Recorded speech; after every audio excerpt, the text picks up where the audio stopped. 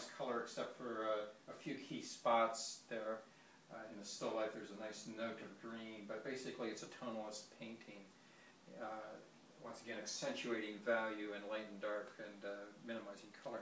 Okay, I'm going to bring in the study so you can have a closer look at it. It has a varnish on it, so I'm trying to get an angle here. There we go. I think you can see it registered. It has a decided cool tone, and one of the things that I'm going to do different is have a slightly different palette. I'm going to go towards a warmer tone.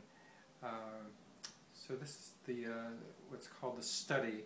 I don't always do these, but oftentimes painters will do those. I'm going to show you a little sketch now too that I've just done. It took me no more than 10 minutes, but what's different about this and the study that you just saw is that I've moved the figure over, and I'm going to eliminate or minimize the still life that was down here in the bottom. So essentially I've changed the composition. Before her figure was over here, I've just moved it to the left to make this version somewhat different. So this is just a little thumbnail sketch to get the composition and placement down. Okay, I'm going to show you a couple of other studies that I did as demonstrations during the class. I'll bring these in. These are just on pieces of canvas, and this is an example of a what's called an enveloping process. So we look for geometric forms and use those to help construct the figure. So this is the same model, and it was done quickly in value, maybe about 45 minutes to an hour to do this quick study.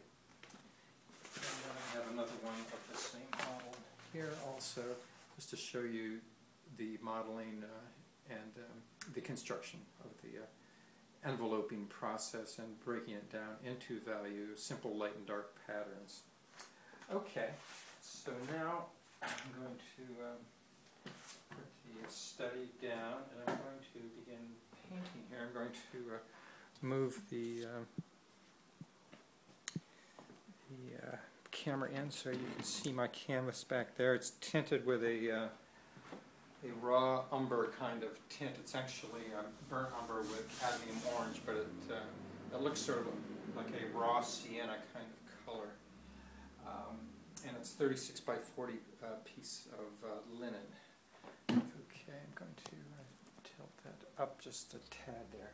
Okay, I have a special brush which I'm going to use. It's about 18 inches long, and it's the type of brush that they believe that Velázquez used, and I got it in Madrid this spring when I was visiting the Prado and the Sorolla Museum. Sorolla might have used these also.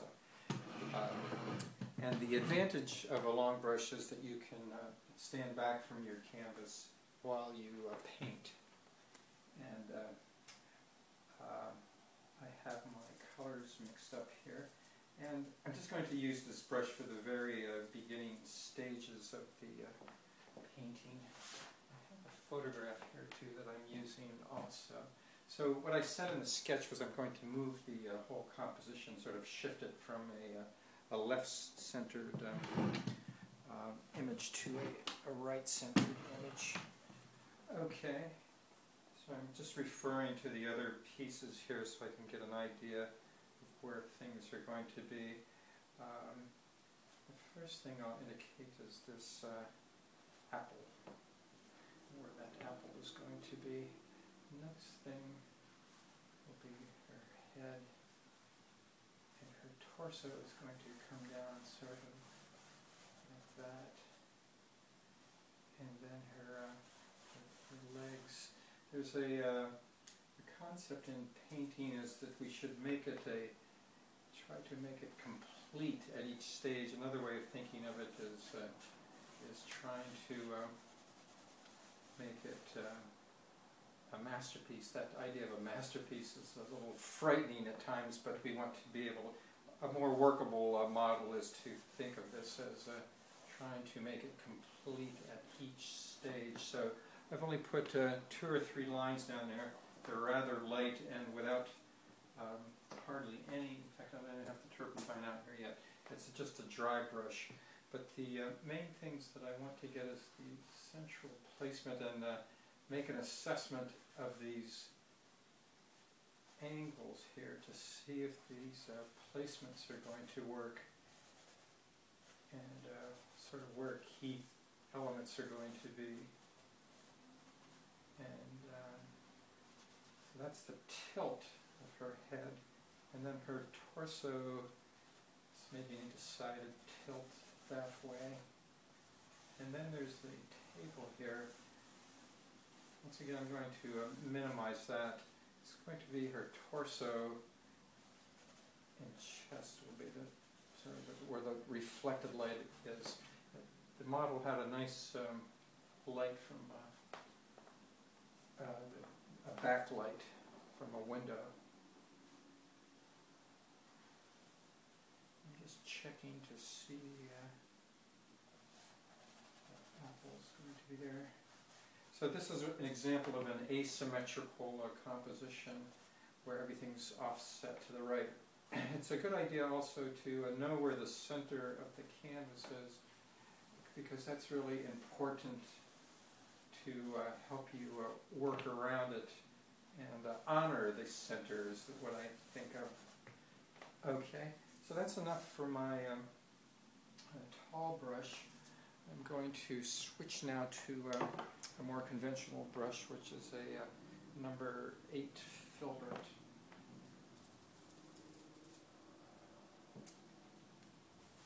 And I'm going to pick up the photograph too, so I can see it a little bit closer and put on my, I need my glasses at this point, but now I'm going to use them so I can see the photograph.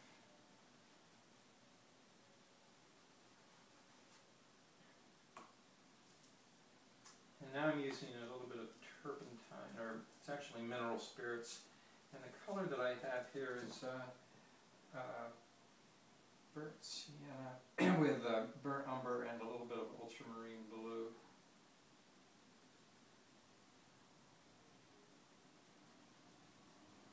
I'm going to move her head over a tad for my initial assessment. That was the initial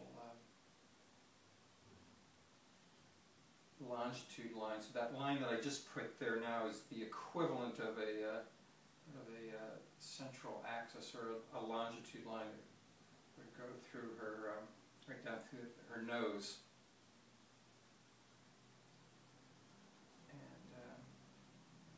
And reduce the size a little bit here.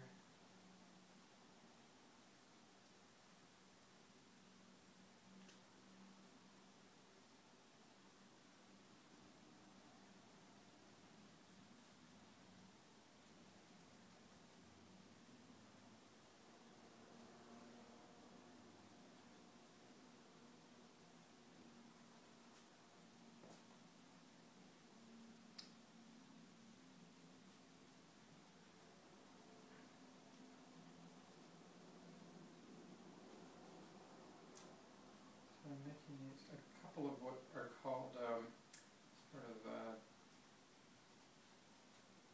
plotting lines, or marks, hash marks, to show where essential things are lining up. This line right here will be the central line of her eyes, her nose.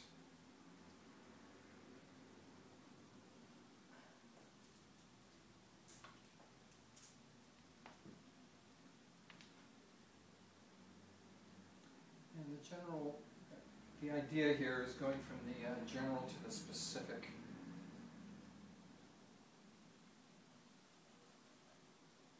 And to assess angles.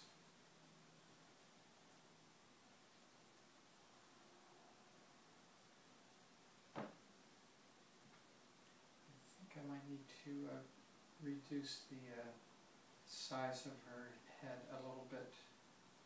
So I'm doing that here now, because I can see a key part of this concept was the reflection.